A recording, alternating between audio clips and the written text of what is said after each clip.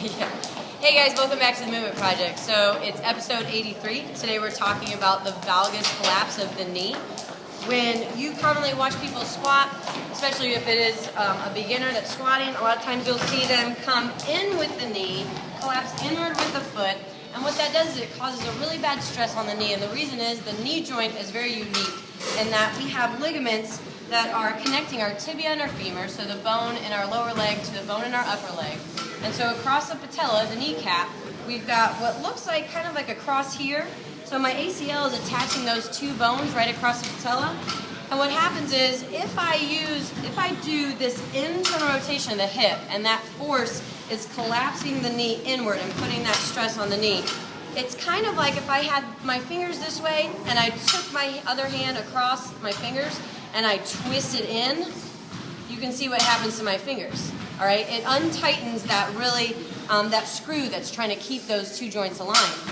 What happens, or those two bones aligned, what happens when I do the opposite force and I actually rotate my hip, I tighten that screw and I keep that good alignment of the knee, of the tibia and the femur. So when I drive out, that's a good force, all right? That's keeping my knee joint and my ACL in a safe position.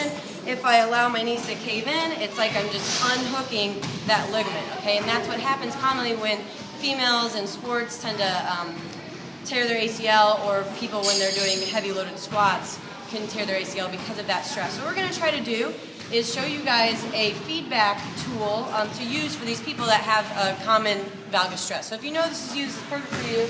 All right, I'm gonna use a couple of different tools.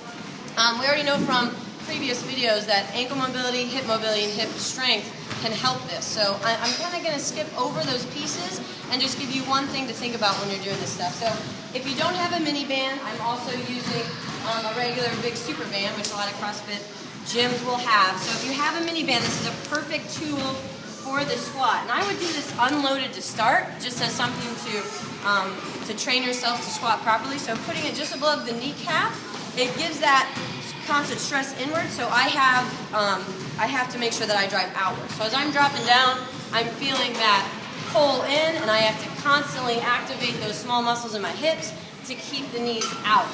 All right, I know that you guys are going to be doing these squats with loads. So what I like to do before I actually load somebody up is load them up on a single leg. Commonly you have an asymmetry right and left, or a strength deficit right and left. So you could just load it up single leg, drive the knees out, and use a mini band in the same way on a single leg squat.